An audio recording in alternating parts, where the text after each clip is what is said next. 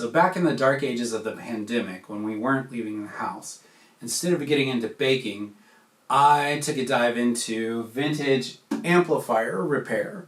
So I picked up this Gibson Skylark GA5T. It's a 5-watt amp with the tremolo circuit, and it had a terrible buzz. So I learned how to replace capacitors and soldered some in, got rid of the buzz, had it going. Now, I wasn't in love with the sound, and I'd heard about the Gibson tone suck circuit.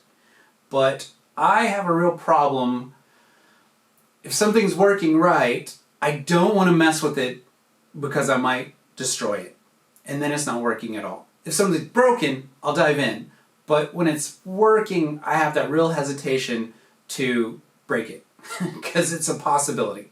So I had the opportunity to talk with Gary Bartkus about some other amplifiers that he had for sale and was working on.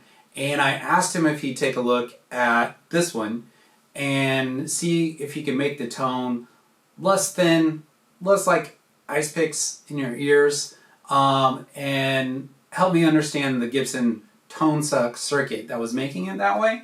So this is actually, this little Sprague resistor or whatever it is what the tone suck circuit is. And he bypassed that and adjusted it for me.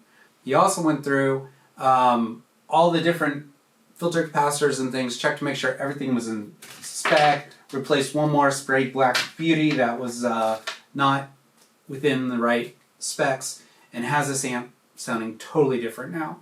So I'm going to go to Gary, doing a demo of some of the amps he's worked on, along with the demo of this one before he worked on it, and then we'll come back and I'll give you a demo of what this one sounds like now.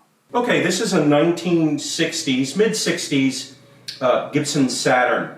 And what I did with this amp was modified the sound. Gibson voiced their amplifiers for their large body jazz guitars. So what they were trying to do is make them sound like Fender amps. But when the amps were played with a large body jazz guitar, they sounded very, very dark sounding. So what they did is they employed a tone circuit that added excessive brightness to the amp. Now with those large body jazz guitars, they sounded fine with the tone on 5 and on the neck pickup, but if you played a Strat through them, they sounded horrific, ice-picky and thin. So what I had done is gone on in here, and it's a relatively simple modification of clipping out that tone circuit. It's a few capacitors and I believe a resistor or two, and just putting wires where that tone circuit is, bypassing it and removing the old components, and the amp now sounds good with all guitars. So here's a little bit of a sample of how that sounds now.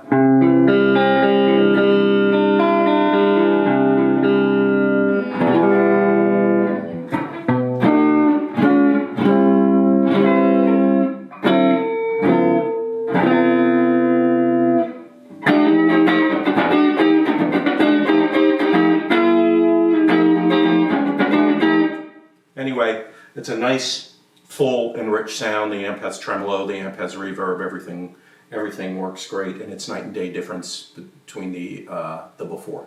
Okay, so contrasting to the modified circuit, this is the stock circuit, different amp, but relatively the same circuit that cuts out a lot of the low end of the amp. So here's what you have. And I have this on the neck pickup, which is should be nice and full, and you could hear it's kind of ice-picky and thin.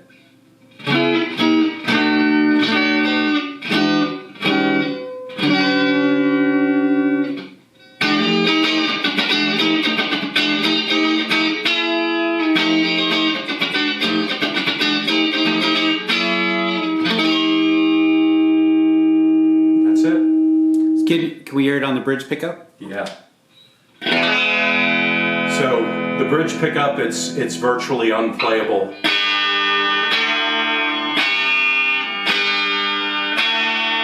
Unless unless you're into playing early 1960s Kinks. Anyway, that's it.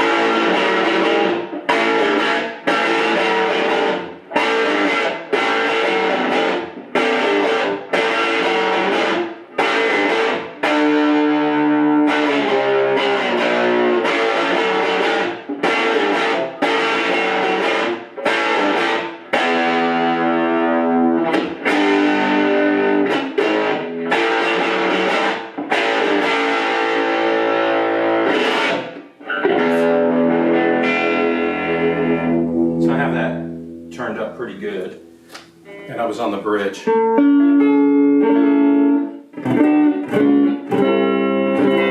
sounds so good. Doesn't it? Just not like that one at all. So that's how yours, you want yours to sound like that? Yes, yeah. So we'll get yours to sound like that. So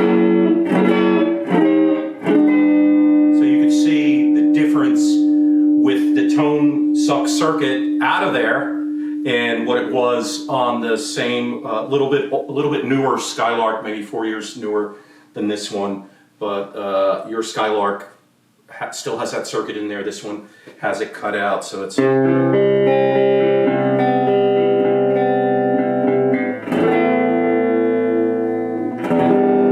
pretty in full spectrum of sound, and now you can hear it on the bridge.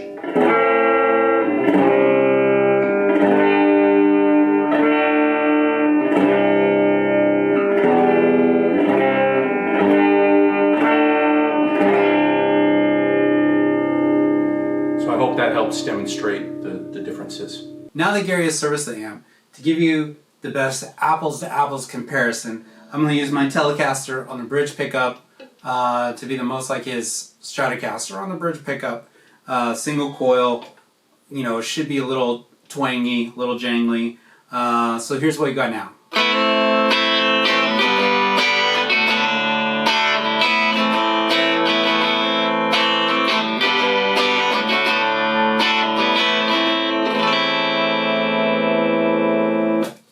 And now you turn it up to about 5 or 6, which I could never turn it up that loud before because it was just too hard on the ears. So now we got some nice breakup. Really gets there about 6.